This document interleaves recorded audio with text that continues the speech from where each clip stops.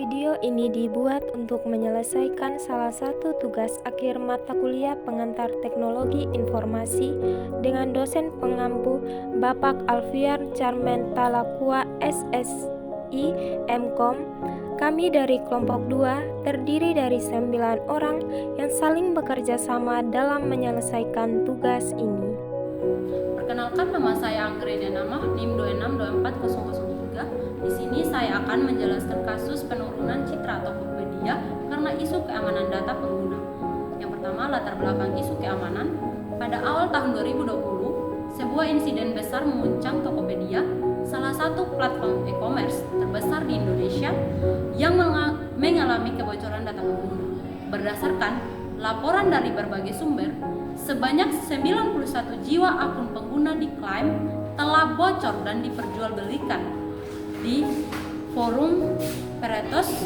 Data seperti nama pengguna, Wirsorders adalah salah satu pengguna yang datanya bocor dalam kasus kebocoran data Tokopedia tahun 2020. Meskipun tidak ada data transaksi yang bocor, kejadian ini tetap mengkhawatirkan karena dapat digunakan untuk serangan lain seperti phishing atau social engineering. Kebocoran ini diperkirakan terjadi akibat celah keamanan dalam sistem Tokopedia yang dimanfaatkan oleh pihak tidak bertanggung jawab. Yang kedua, reaksi publik dan media sosial. Reaksi publik terhadap kebocoran data sangat cepat dan keras, terutama melalui media sosial seperti Twitter dan Facebook. Berbagai tagar seperti Tokopedia Data Breach sempat trending, mencerminkan keresahan masyarakat yang luas. Banyak pengguna mengungkapkan keresahan mereka karena merasa Tokopedia gagal melindungi privasi data pribadi yang telah mereka percayakan. Yang ketiga, tanggung jawab perusahaan. Setelah insiden kebocoran data yang mengguncangkan kepercayaan publik, Tokopedia sebagai salah satu platform e-commerce terbesar di Indonesia mengambil beberapa langkah strategi untuk mengatasi krisis ini.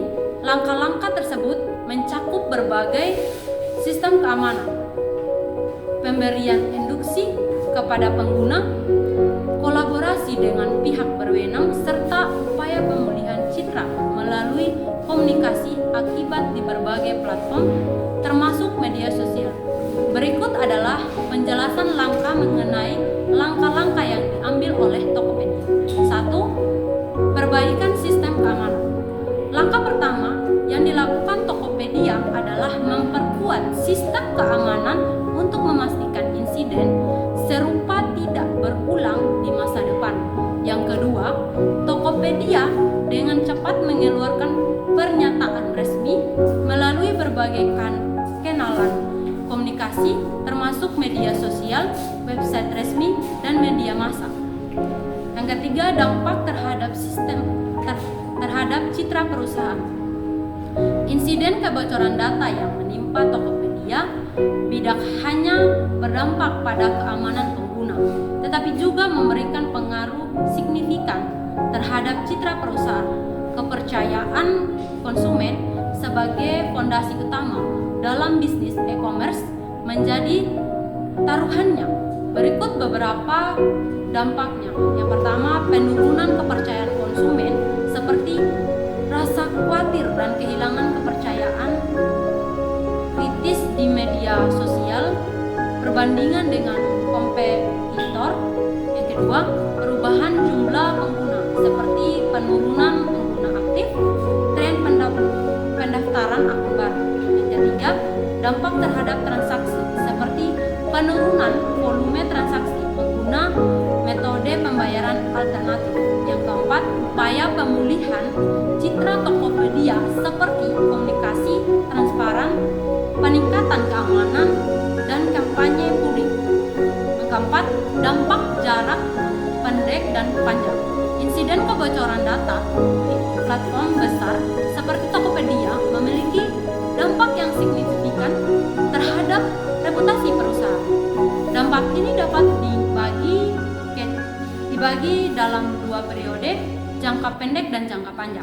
Yang pertama, dalam jangka pendek. Setelah kebocoran data terjadi, perusahaan mengalami beberapa krisis yang mempengaruhi reputasi kepercayaan pelanggan serta performa bisnis. 1. Penurunan kepercayaan pengguna seperti adanya respon publik negatif dan kritis media. Yang kedua, penurunan jumlah aktif dari pengguna, terjadinya tambahan pendapatan akun baru. Yang ketiga, penurunan aktivitas transaksi dan berpindah ke platform kompetitor. Yang keempat, tekanan reputasi dari investor dan mitra bisnis. Yang kedua, dampak jangka pendek. Meskipun dampak jangka pendek cukup meresahkan, Tokopedia memiliki peluang untuk memulihkan citranya melalui strategis jangka panjang dengan cara sebagai berikut. Yang pertama, memulihkan citra perusahaan positif di mata konsumen dengan langkah seperti transparansi komunikasi, kampanye publik, dan penguatan brand. Yang kedua, peningkatan sistem keamanan agar tidak terjadi kejadian serupa terulang dengan langkah yang bisa diambil meliputi implementasi teknologi keamanan multi-aktif, audit keamanan berkala, fitur keamanan berkala. Ketiga, pemulihan jumlah pengguna dan transaksi melalui promosi dan kompensasi serta membuat kualitas layanan yang lebih baik. Perkenalkan, nama saya Purwati Bigibara dengan NIM 2624006. Saya akan melanjutkan presentasi tentang kasus pertama, yaitu penurunan citra Tokopedia karena isu keamanan data pengguna. Keamanan data pengguna. Untuk memastikan keamanan data pengguna dan mitigasi risiko serupa di masa depan, perusahaan e-commerce seperti Tokopedia harus mengimplementasikan strategi keamanan data yang komprehensif dengan beberapa langkah yang bisa dilakukan. Yang pertama adalah memperkuat infrastruktur keamanan dengan cara memastikan semua data seperti transaksi, informasi pribadi, dan lain-lain dienkripsikan dengan protokol PAS 256 dan atau TLS, menerapkan pendekatan keamanan Zero Trust, serta menggunakan sistem keamanan canggih seperti WAF atau Web Application Firewall dan IDS atau IPS. Yang kedua adalah proteksi terhadap serangan cyber dengan cara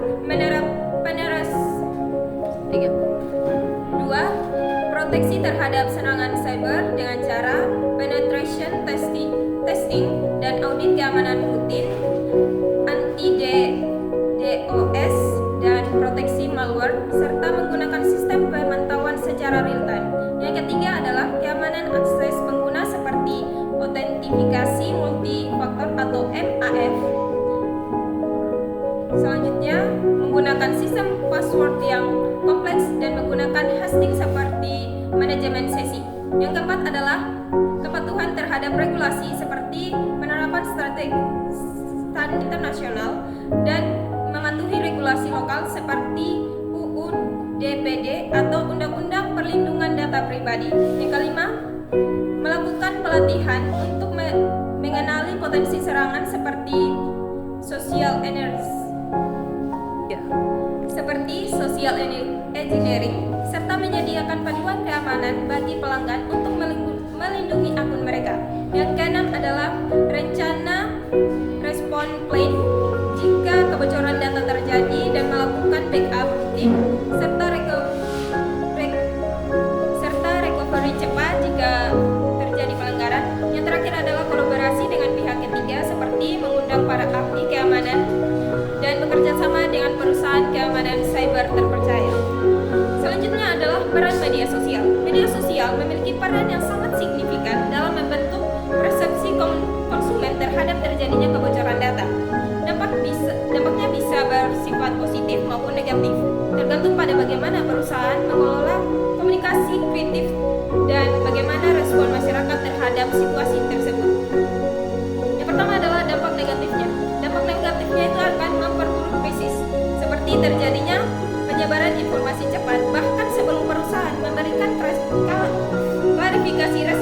jika terjadi kebocoran data.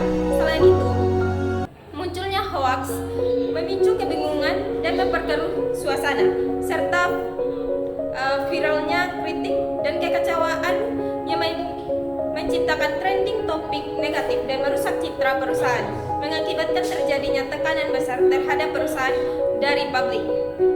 Selain dampak negatifnya, ada dampak positifnya yang akan membantu meredakan krisis. Perusahaan menggunakan media sosial untuk memberikan klarifikasi, informasi akurat, serta langkah mitigasi yang telah diambil dan transparansi.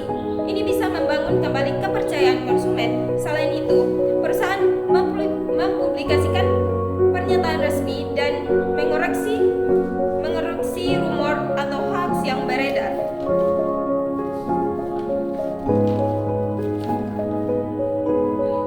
Platform seperti Twitter atau Instagram bisa digunakan untuk merespon keluhan konsumen secara cepat dan langsung.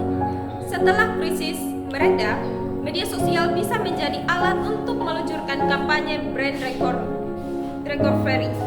Yang terakhir adalah rekomendasi konkret untuk menangani keamanan data, strategi komunikasi melalui media sosial, dan pendekatan notifikasi proaktif. Memiliki langkah-langkah konkret untuk meningkatkan sistem keamanan data seperti implementasi teknologi keamanan canggih seperti enkripsi end-to-end, ada MAF, sistem pemantauan real time, dan yang terakhir adalah tokenisasi data sensitif.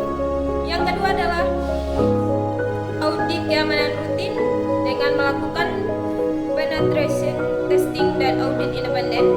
Yang ketiga adalah manajemen akses dan kontrol data dengan cara menerapkan prinsip zero trust, security. Dan yang terakhir adalah backup dan recovery data. Yang kedua adalah strategi komunikasi dan transparan melalui media sosial. Yang pertama, dengan cara respon cepat dan jujur, pernyataan resmi dan rencana tindakan responsif terhadap keluhan, update berkala. Dan yang terakhir adalah konten edukasi tentang keamanan data. Yang ketiga adalah penggunaan notifikasi kepada pengguna secara proaktif dengan cara pemberitahuan langsung transparan dalam notifikasi, pengingatan rutin tentang keamanan akun, dan informasi bertindak perlindungan dengan tambahan. Perkenalkan, nama saya Erlin Binijola, NIM 2624018. Di sini saya akan menjelaskan di bagian yang kedua, yaitu kasus penggunaan media sosial oleh Bukalapak untuk meningkatkan penjualan UMKM. Kampanye Bukalapak Jaga Indonesia bertujuan untuk mendukung dan memberdayakan UMKM di Indonesia melalui digitalisasi dan meningkatkan visibilitas produk mereka. Kampanye ini memanfaatkan berbagai platform media sosial seperti Instagram dan Facebook untuk menjangkau audiens yang lebih luas. Melalui kampanye ini, Bukalapak bekerja sama dengan Kementerian Komunikasi dan Informatika atau Kominfo untuk mengedukasi pelaku UMKM agar dapat berjualan UMKM Go Online yang bertujuan mewujudkan visi digital energi of Asia Kominfo Digital. Kampanye ini membantu meningkatkan visibilitas produk UMKM dengan menyediakan platform digital yang memungkinkan mereka menjangkau pasar yang lebih luas. Meskipun data spesifik mengenai peningkatan penjualan atau engagement tidak disebutkan dalam sumber yang tersedia, inisiatif seperti ini diharapkan dapat mendorong pertumbuhan penjualan dan interaksi dengan konsumen. Selain itu, Bukalapak juga melibatkan influencer dan konten kreator dalam kampanye ini untuk mempromosikan UMKM. Dengan kolaborasi ini diharapkan produk UMKM dapat lebih dikenal oleh masyarakat luas, sehingga meningkatkan peluang penjualan dan pertumbuhan bisnis mereka. Pengaruh terhadap UMKM. Kampanye pemasaran memainkan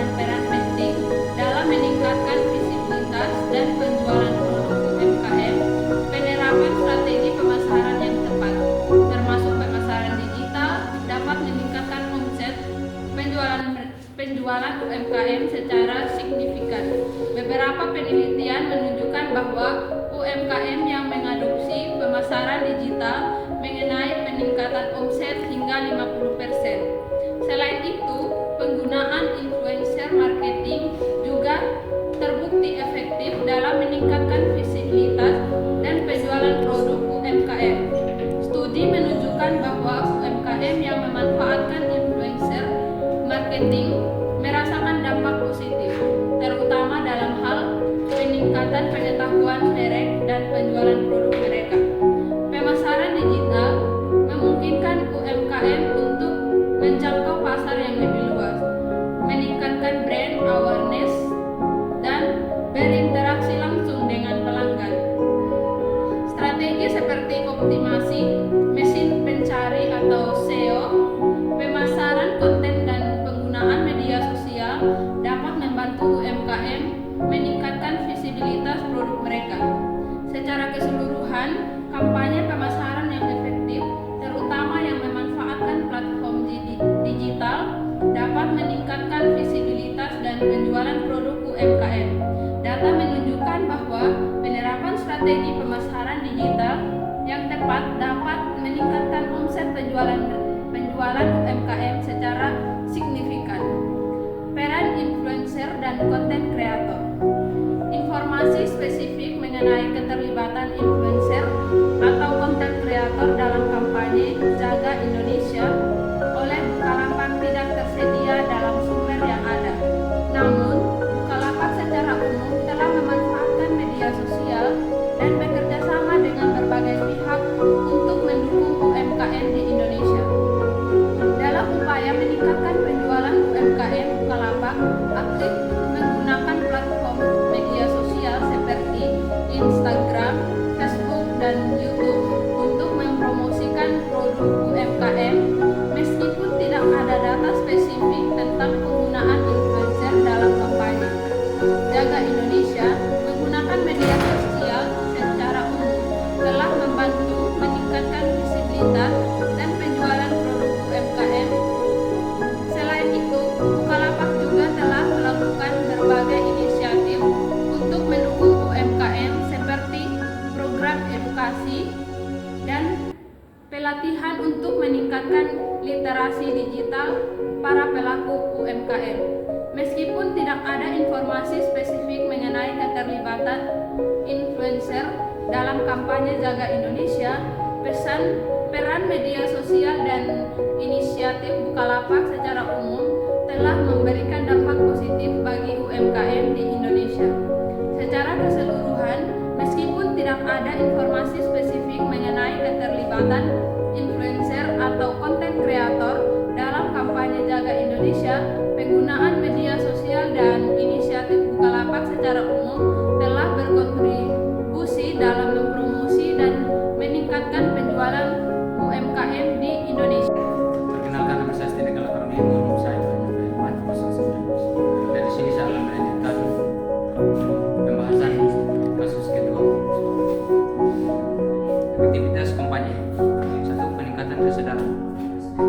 Berhasil. Kampanye menggunakan media digital, influencer atau promosi viral mampu menjangkau audisi lebih luas.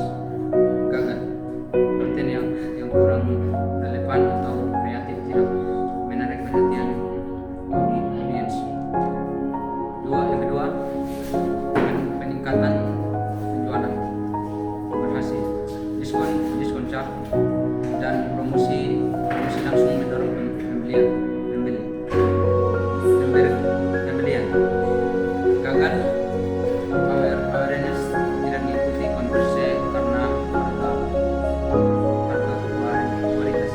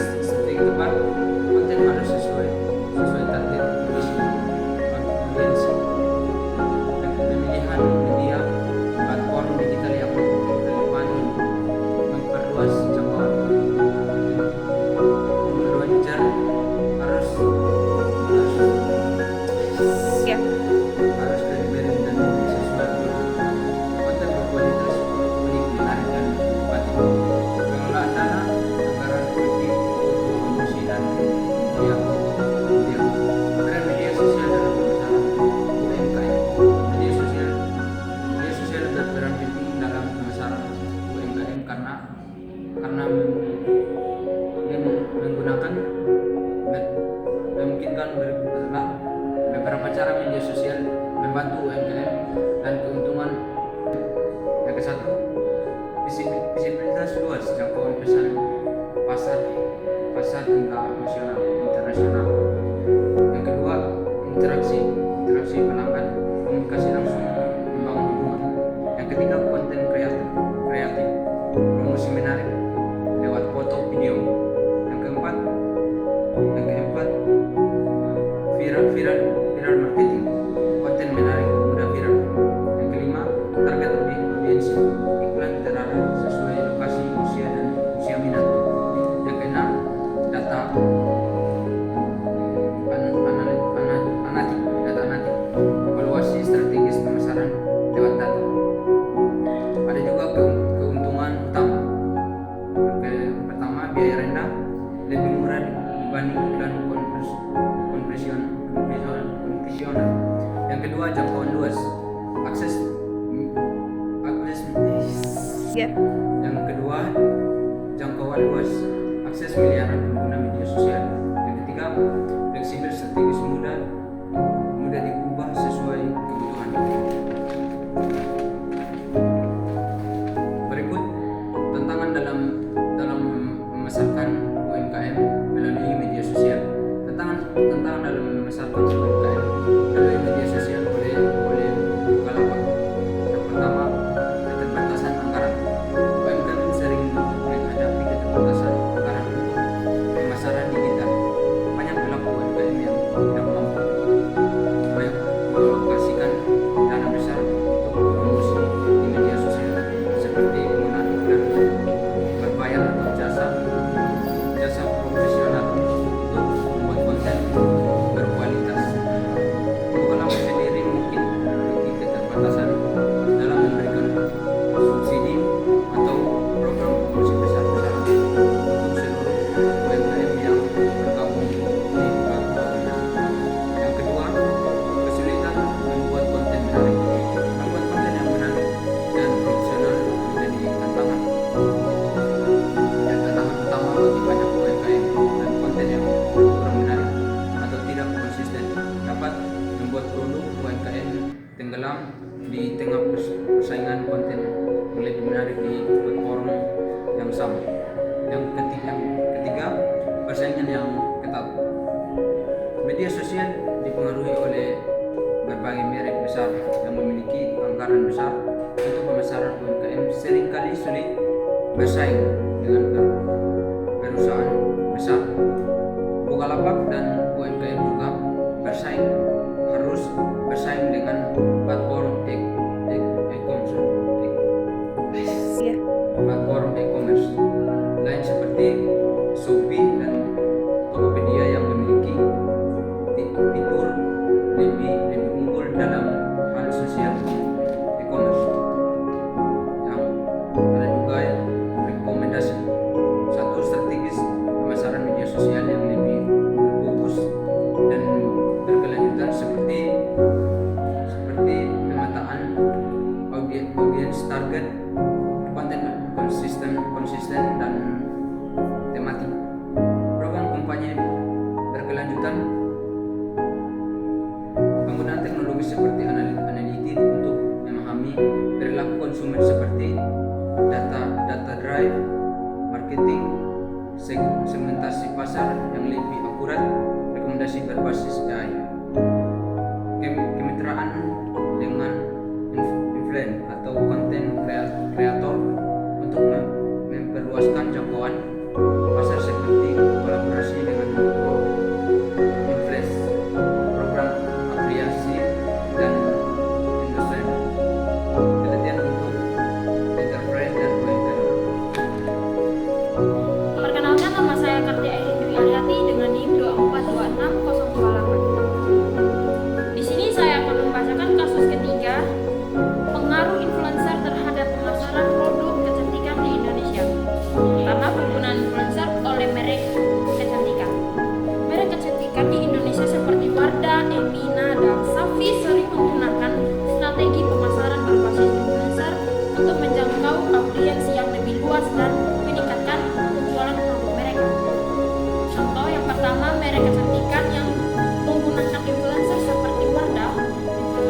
terlibat, Wardah sering bekerja sama dengan beauty influencer yang ternama seperti Tasya Farasya, Rachel Godra, dan Sahai Salim.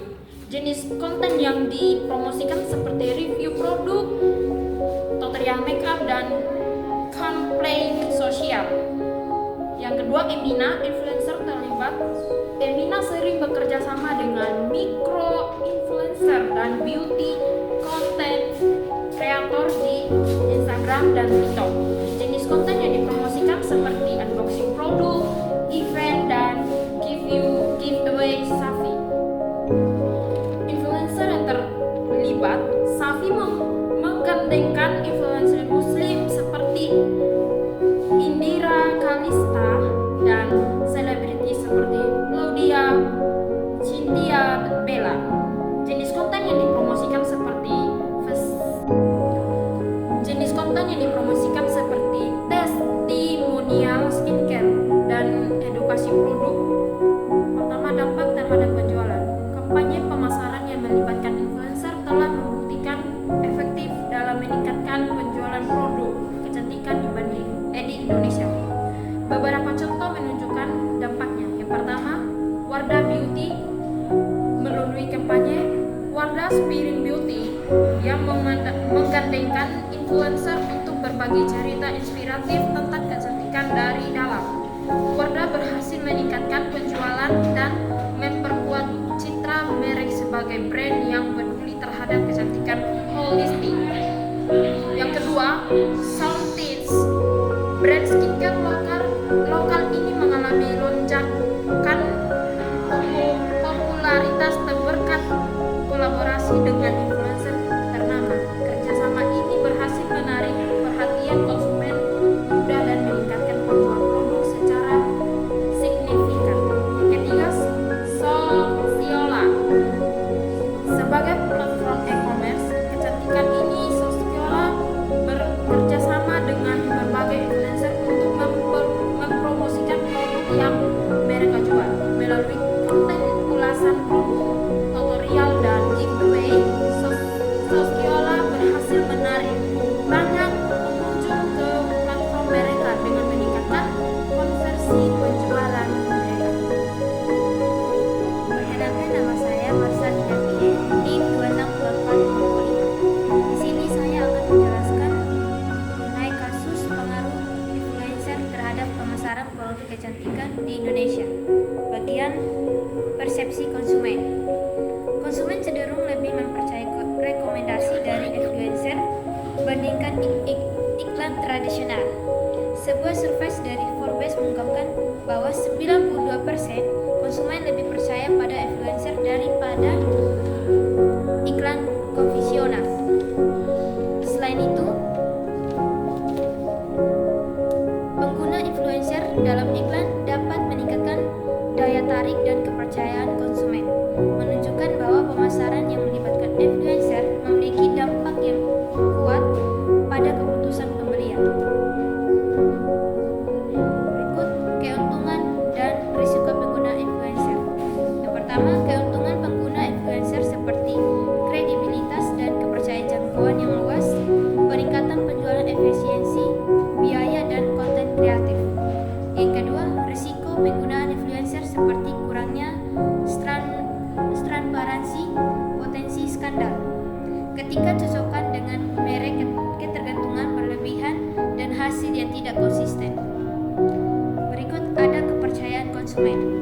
Pengguna influencer pada produk kecantikan dapat meningkatkan atau merusak kepercayaan konsumen tergantung pada beberapa faktor. Yang pertama, meningkatkan kepercayaan konsumen melalui keaslian atau transparansi dan hubungan yang dekat dengan audiens. Yang kedua, merusak kepercayaan konsumen dengan adanya kurangnya keaslian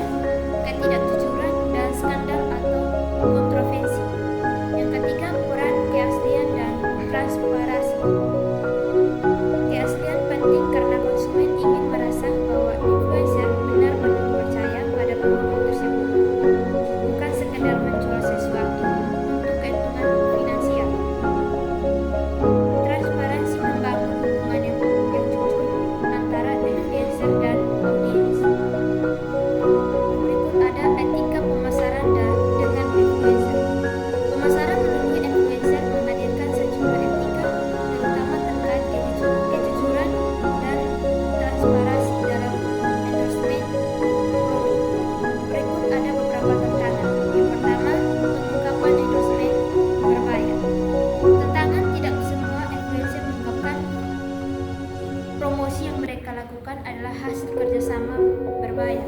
Hal ini menyebabkan audiens menganggap alasan tersebut sebagai pendapat jujur. Yang kedua, dampak. Kurangnya transparansi dapat merusak kepercayaan konsumen terhadap influencer maupun merek. Kedua, klaim yang tidak realistis atau menyesatkan. Tantangan, beberapa influencer membuat klaim berlebihan tentang manfaat produk tanpa bukti yang kuat, terutama dalam kategori seperti kecantikan, kesehatan, dan kebugaran. Dampak, konsumen mereka ditipu yang berujung pada kerugian finansial dan kerusakan reputasi merek. Berikut pentingnya kejujuran dan transparansi. Kejujuran, influencer harus memberikan alasan berdasarkan pengalaman ingatan mereka tanpa membuat klaim palsu. Kedua, transparansi pentingnya untuk menandai konten yang merupakan iklan agar konsumen dapat membuat keputusan yang lebih informal. Yang berikut ada rekomendasi. Pertama, strategi seleksi influencer yang lebih cermat dengan cara memilih influencer yang relevan, evaluasi, kredibilitas, serta menggunakan data dan alat analitik. Yang kedua, penyusunan pedoman untuk influencer dengan cara paduan, kejujuran, pengungkapan kerjasama, dan komunikasi pesan yang tepat. Yang ketiga, pengolahan risiko, reputasi melalui pemantauan konten, rencana kritis, dan hubungan jangka panjang. Perkataan nama salah satunya ditambah di mulai 49. Sedangkan membaca kasus 4 tentang krisis reputasi di media sosial pada Lazada. Pertama, krisis reputasi Lazada. Lazada Indonesia menghadapi krisis reputasi terkait pengiriman terlambat dan pelayanan pelanggaran yang buruk yang mulai muncul pada Oktober 2024.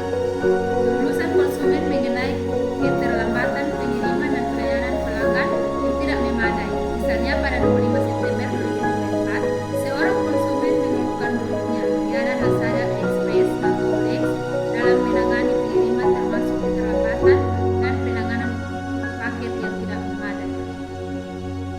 Keluhan ini tersebar di berbagai platform media sosial dan forum.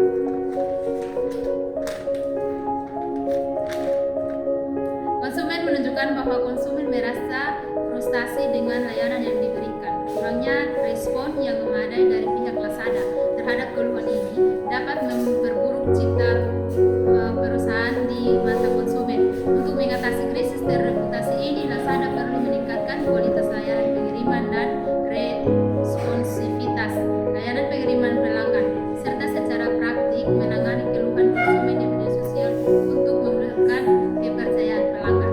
Kedua, tanggapan Lazada. Lazada berkomitmen untuk menanggapi keluhan konsumen melalui berbagai langkah, termasuk klasifikasi, permintaan maaf, dan solusi yang ditawarkan.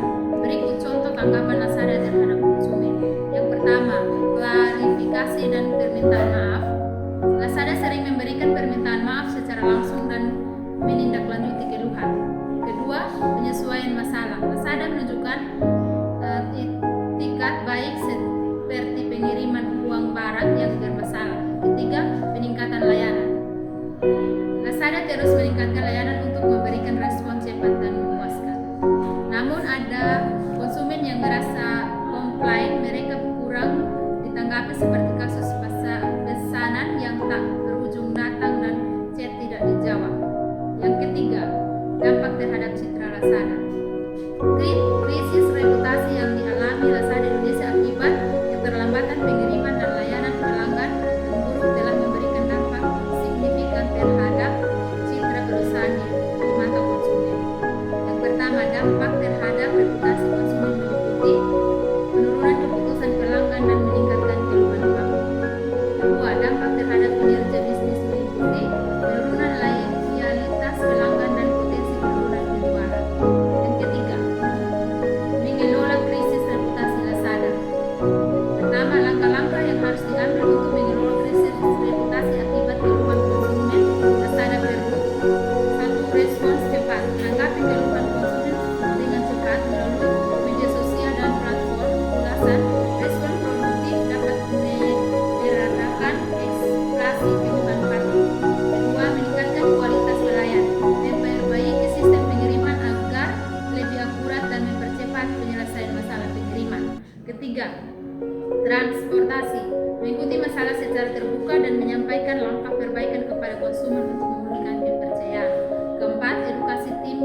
pelanggan, memberikan pelatihan intensif untuk menghadapi keluhan dengan profesionalisme dan empati. 3. Kasus pengaruh influencer terhadap pemasaran produk kecantikan di Indonesia. 1. Penggunaan influencer oleh merek kecantikan. Merek kecantikan di Indonesia seperti Wardah, Emina, dan Safi sering menggunakan strategi permasalahan berbasis influencer untuk menjangkau audiens yang lebih luas dan meningkatkan penjualan produk mereka. 1. Contoh merek kecantikan yang menggunakan influencer seperti Wardah. Influencer terlibat Wardah yang bekerja sama dengan beauty influencer ternama seperti Tasya, Farasya, Rachel menggunakan alat monitoring untuk mencatat sentimen konsumen dan menangani keluhan sejak dini. 2. Apakah Lazada menangani dengan baik? Lazada telah menggunakan platform media sosial untuk menangani beberapa keluhan konsumen. Namun respon sering dianggap lambat dan kurang memuaskan. Banyak konsumen merasa keluhan mereka tidak ditindaklanjuti dengan solusi konkret. Ketidaksopanan layanan pelanggan untuk menghadapi lanjutan keluhan memperburuk citra perusahaan. Keterbatasan transportasi membuat konsumen kehilangan kepercayaan. Peran media sosial dalam krisis. Peran media sosial dalam krisis reputasi Lazada. 1. Memperburuk krisis. Media sosial menyebarkan keluhan konsumen dengan cepat, menciptakan efek besar yang memperburuk represi negatif dan sentimen negatif yang membuat sulit dikendalikan jika respon lambat atau tidak memadai. 2. Merendahkan krisis. Media sosial memungkinkan komunikasi langsung, transformasi dan penyampaian solusi cepat, dan Lazada bisa memantau opini publik untuk mengidentifikasi dan menyelesaikan masalah utama. 3. Efektivitas respon Lazada. Kelebihan Lazada merespon beberapa keluhan di media sosial. Kekurangan respon sering lambat, generic, dan kurang memuaskan konsumen. Pentingnya transparansi dan komunikasi. Pentingnya transaksi dan komunikasi dalam mengatasi krisis reputasi. 1. Meningkatkan kepercayaan konsumen. Komunikasi terbuka menunjukkan bahwa perusahaan mengakui masalah dan komunikasi untuk memperbaiki, sehingga membantu memulihkan kepercayaan konsumen. 2. Mengurangi spekulasi negatif. Transparansi mengurangi penyebaran informasi yang salah atau rumor yang dapat memperburuk krisis.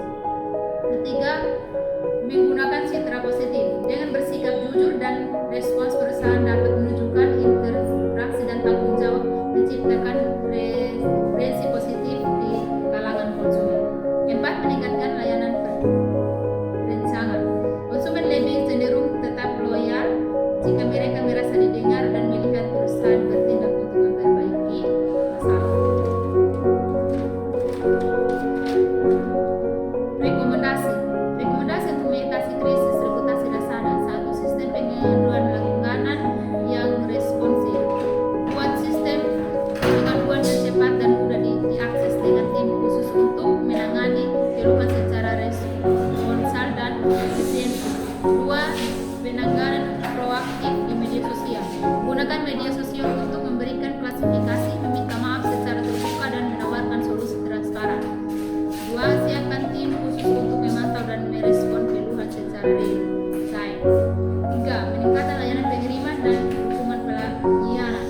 Optimalkan sistem logistik untuk menimbulkan keterlambatan pengiriman. 2. Latih tim layanan pelanggan agar lebih responsif, profesional, dan empati dalam menangani masalah. Langkah-langkah ini dapat membantu Lazada memulihkan reputasi dan meningkatkan kepercayaan pelanggan. Kenapa saya setuju dengan Linda dengan NIM 262400?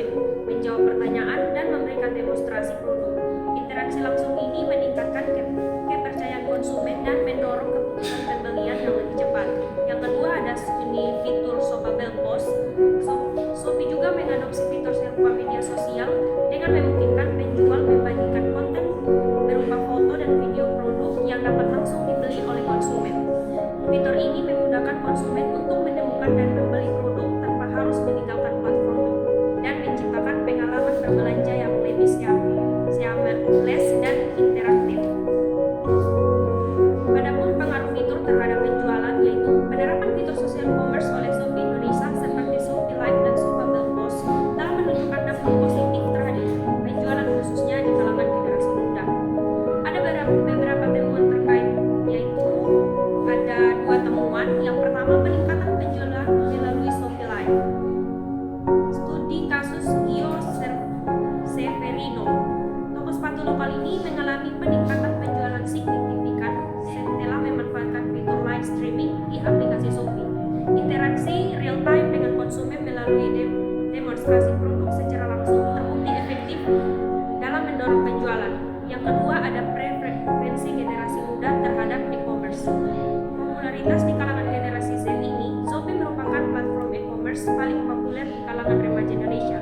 Sebuah survei menunjukkan bahwa 69,9% responden generasi Z memilih Shopee sebagai platform belanja online utama mereka, diikuti oleh generasi milenial sebesar 64,2%. Adapun respon konsumen, penerapan fitur sosial commerce oleh Shopee seperti Shopee Live dan Shoppable Post telah mendapatkan respon positif dari konsumen di Indonesia. Ada beberapa respon konsumen terhadap fitur ini. Ada 3 respon. Yang pertama yaitu kemudahan dan preferensi belanja online. Kemudahan dalam berbelanja online, sebuah survei menunjukkan bahwa ada 73% konsumen Indonesia merasa bahwa berbelanja online lebih mudah dibandingkan dengan berbelanja di toko tradisional. Dan respon yang kedua respon terhadap fitur Shopee Live. Peningkatan penjualan brand lokal seperti Eiger melaporkan bahwa peningkatan penjualan hingga 16 kali lipat setelah memanfaatkan fitur seperti Shopee Live, menunjukkan bahwa konsumen merespon positif interaksi langsung melalui live streaming. Respon yang ketiga yaitu respon preferensi generasi muda. Preferensi generasi muda cenderung lebih memilih berbelanja online melalui platform seperti Shopee yang menawarkan fitur interaktif dibandingkan dengan metode belanja tradisional. Secara keseluruhan, konsumen di Indonesia, terutama generasi muda, merespon positif fitur-fitur social commerce yang ditawarkan oleh Shopee. Mereka merasa bahwa fitur-fitur ini memudahkan proses pembelian dan menawarkan pengalaman berbelanja yang lebih interaktif dan menarik dibandingkan dengan metode berbelanja tradisional. Yang berikut ada keberhasilan social commerce. Ada 3. Yang pertama, peningkatan penjualan. Yang pertama, fitur seperti Shopee Live telah terbukti meningkatkan penjualan dengan beberapa merek lokal mengalami lonjakan hingga 16 kali lipat. Yang kedua, interaksi langsung dan demonstrasi produk membantu dan mendorong keputusan pembelian konsumen secara cepat. Keberhasilan yang kedua yaitu pengalaman belanja yang lebih interaktif. Yang pertama, konsumen terutama generasi muda mengalami pengalaman belanja yang interaktif melalui fitur live streaming dan Shoppable Post. Fitur ini memungkinkan pembelian melihat produk secara langsung dan mendapatkan informasi langsung dari penjual mengenai kualitas barang yang akan dibeli. Keberhasilan yang ketiga yaitu faktor yang membuat fitur ini menarik, interaksi real time. Konsumen dapat berinteraksi dengan penjual atau host selama sesi live. Yang kedua, kepercayaan. Melihat produk secara langsung di live streaming bisa meningkatkan keyakinan konsumen terhadap kualitas barang. Dan yang terakhir, kemudahan. Fitur Shoppable Post memudahkan pembelian barang tanpa harus meninggalkan toko. Social commerce terbukti sukses meningkatkan penjualan dan memberikan pengalaman belanja yang menarik. Keberhasilan ini didukung oleh fitur-fitur interaktif yang mempermudahkan konsumen dan membangun kepercayaan terhadap konsumen. Perkenalkan, nama saya Arginan Sariwan Lemba dengan NIM 2624026. Di sini saya akan melanjutkan pembahasan tentang kasus yang kelima. Tantangan dalam implementasi. Yang pertama, keterbatasan teknologi. Koneksi internet yang tidak stabil di beberapa daerah yang bisa menghambat konsumen dalam mengikuti sesi live streaming. Skema platform, yaitu Shopee harus memastikan platform dapat menangani lonjakan membacakan lalu lintas selama sesi live. Fitur interaksi seperti chat dan pembelian real time. Yang kedua, adaptasi perilaku konsumen. Kurangnya kepercayaan. Masih ada beberapa konsumen yang masih spek terhadap kualitas produk yang dijual secara online, meskipun sudah ada fitur live. Preferensi belanja tradisional. Sebagai konsumen terutama di kalangan generasi lebih tua, masih merasa nyaman dengan belanja langsung di toko fisik.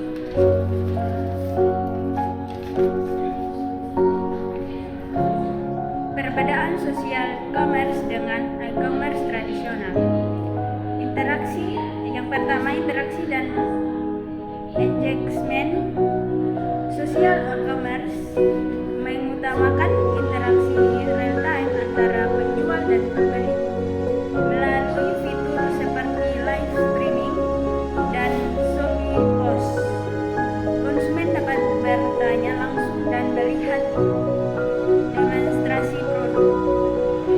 Sedangkan e-commerce tradisional, transaksi lebih pastinya hanya melalui deskripsi produk dan ulasan konsumen. Yang kedua, pengalaman visual. Sosial e-commerce menawarkan pengalaman belanja yang lebih interaktif dan menarik, mirip dengan media sosial. Sedangkan e-commerce tradisional fokus pada katalog produk yang terstruktur tetapi kurang dinamis. Yang ketiga, kepercayaan konsumen.